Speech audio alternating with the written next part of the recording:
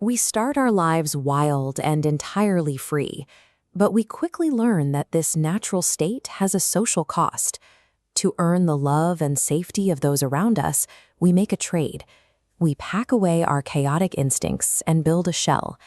Psychoanalyst Carl Jung described this as the persona, internalize an equation. We believe that if we keep this mask flawless, meeting every expectation and hiding every weakness, we can buy our way out of life's unpredictability. Maintaining that perfection requires psychological labor. We swallow unapproved emotions, forcing sadness and exhaustion underground. Year after year, the gap between who we are and who we pretend to be grows, until our true identity becomes a secondary concern. This pursuit of safety through approval creates a brittle exterior. When life inevitably changes, this rigidity leaves us fragile. Then, a catalyst arrives. A relationship shatters, a career collapses, or a severe illness takes hold. Instantly, the external validation that held the mask together is gone. The immediate sensation is disconnection. It is like a massive tree that has had its primary taproots severed from the soil. The structure still stands, but the source of its stability is missing. We fall into a state of paralysis, feeling as though we have stepped onto a hidden explosive. We freeze in the wasteland of our crisis. We stop moving. The terror stems from a conviction that if we take a step without our protective mask, if we expose our failure or admit our pain, total annihilation will follow. In this state, we often adopt the ostrich defense.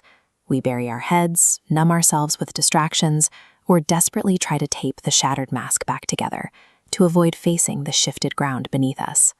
Our refusal to let go of a broken persona is what maintains the paralysis long after the initial crisis has struck. When external markers of success fail, the situation shifts into an existential crisis. Without the mask to hide behind, we are forced to look into the void and ask what actually remains of the self. Inside that void lives the shadow, or the inner child. This is the repressed part of ourselves we abandoned long ago. It holds decades of swallowed tears and a buried desire for genuine freedom. Psychological healing presents a paradox. Our instinct is to hide from this accumulated pain, but recovery requires turning around to engage it directly. Breaking the paralysis starts with acknowledging weakness, simply stating, "I need help." Courage is found in the vulnerability required to admit brokenness to another.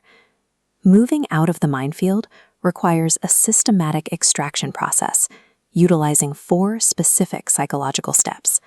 Step 1 is to recognize. You objectively acknowledge the presence of pain without immediately judging yourself for it. Step 2 is to accept. You surrender to reality, admitting your persona is shattered. Step 3 is to investigate. You look at the roots of your pain, shifting attention towards a history of internal neglect. Step 4 is non-identification. You realize you are the observer of the crisis, separate from the events themselves. These steps do not repair the old mask. They safely dismantle its remnants so the individual can move again. We return to the moment in the wasteland, standing over what we believe is our destruction. By applying the investigation step, we force ourselves to look closely at the threat. As we finally lift our foot, we realize the explosive device is only a crushed, rusted tin can.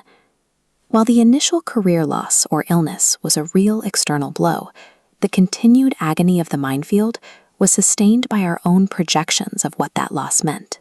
We were held captive by the need to protect an identity that had already failed. Paralyzing life crises are often extended by our terrifying mental projections rather than the ongoing reality of the situation itself. Stepping out of the wasteland means leaving the heavy remnants of the mask in the dust. What remains is the true self. This identity is flexible and driven by an internal compass rather than external demands. This is the philosophy of chuch, the courage to play. It is the acceptance that living an authentic life means you will inevitably face loss and pain again. This risk brings a different kind of freedom. Because the true self no longer relies on a rigid mask, it can adapt to the natural cycles of life. Healing occurs when we discover that regardless of external stability, we inherently possess the capacity to put ourselves back together.